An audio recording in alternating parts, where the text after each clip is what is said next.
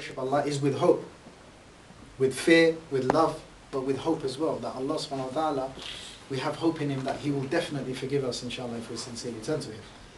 So those of us who know our friends or ourselves, if we've gone through that thought process, we need to really think about these examples and realize, you know what, it's never too late.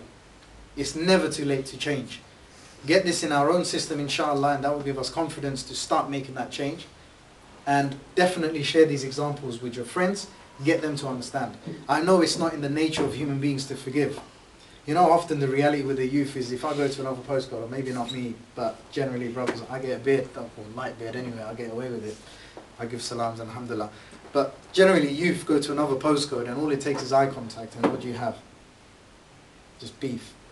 You know, man just whatever, yeah, eyed me up, whatever, and that's enough for beef, yeah. You can commit a small innocent mistake, like you've made eye contact accidentally, right? And that's it, you're getting battered black and blue. You are gone. Right? This is how bad it is in some areas, okay? In other areas, okay, you do something, especially boyfriend-girlfriend relationship. I always like to pick on that one, yeah? Romeo and Juliet, yeah? Or Layla and Majnun, or whatever, yeah, if you're a Bollywood fan. You know, you see this quite often, you know, these breakups and stuff that happen, right? And then the guy gets really vicious, you know, like if he, you know, like when he's done so much, and usually it's the guys that cough up a lot of money, yeah? Those of you that have had a girl in the past, and inshallah I hope it is only in the past, yeah? Not like currently now. If you do, inshallah, hopefully after this talk you'll drop a text and finish it. But basically, a lot of often brothers that I've spoken to, and from my experience, I see they cough up a lot of money, you know, the amount of money on text messages, the amount of time on text messages, the amount of, you know, time on phone calls, and then linking up, and the money that you're spending, and your time and everything, yeah? And after all that, if the girl dumps you, how do you feel? Well, how do you think that guy feels? He feels betrayed, he feels dishonored, he feels like he's just been dumped like a piece of trash. And it's not just the fact that he's been dumped. What goes through his mind is, after all these years, after all this money I've spent on you, after all this time and all this TLC and all that kind of rubbish, yeah? He feels betrayed.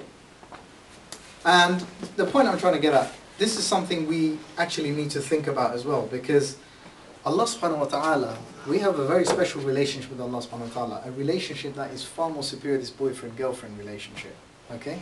Now, it's in our nature, when you do something for someone and then they ignore you, they turn their backs to you, you feel betrayed. You feel like, oh, I've done so much for you and look at the way you're treating me. And it often happens amongst boys as well, yeah, as in, you know, mates, yeah, the lads, the gang or whatever, right? You got a lot of backstabbing going on and all that kind of stuff. But just think about this for one moment. Allah subhanahu wa ta'ala, what has He not done for us? Think of the things that He's given us. Think of the things that He's done for us. Alright? I want to cast your minds to this one last example, and then I'll come back to this. Just follow me. On the Day of Judgment, a man will be raised. And you know, he's a man who's worshipped Allah all his life, and Allah will ask him, do you want to go to Jannah by your actions, your ibadah, or do you want to go to Jannah by my rahmah, by my mercy? And the man, being very confident, because you could probably say rightfully so, he's worshipped Allah all his life. He's done ibadah after ibadah, he's worshipped Allah subhanahu wa ta'ala. So why shouldn't he go to Jannah with his actions? The rewards, meaning that he gets from his actions. And the man said to Allah, I want to go to Jannah by my good deeds, basically. So Allah put all his good deeds, all his actions that he's done for Allah subhanahu wa ta'ala, all the good deeds on one side of the scale. And Allah put just one thing that Allah did for him. The ni'mah of the eye, the blessing of the eye, the ability to see, you know, the ability to see on the other side of the scale. And guess which one outweighed which? The good deeds. All the actions the man did for Allah, or just one thing Allah did for the man? Just one thing that Allah did for the man actually outweighed all the things the man did for Allah subhanahu wa ta'ala throughout his whole life. And then the man, and Allah said, drag this man to hell. And the man then begged Allah that he wants to go to Jannah by Allah's rahmah, Allah's mercy. Meaning that, brothers, it's not just about going and doing the action. So inshallah we do change. And those of us that have made the change, we need to realize it's not just about doing actions for the sake of actions because I want to do good deeds, yeah? Yes, it's important to do good deeds. And it's important to do as much. but it's also about the quality as well. So if in your salah, for example, it's not just about being a pigeon or whatever, yeah, just banging your head on the floor and doing the such. It's about having khushu' and focus and calmness and, you know, feeling that connection with Allah subhanahu wa ta'ala. You're standing before Allah subhanahu wa ta'ala. It's about the quality of the actions. This is probably the only time in life I can say quantity and quality are both important. Yeah, I know usually people say it's not quantity, it's quality, yeah, or quality, not quantity. But in Islam, when it comes to the actions, you can never say you've done enough actions.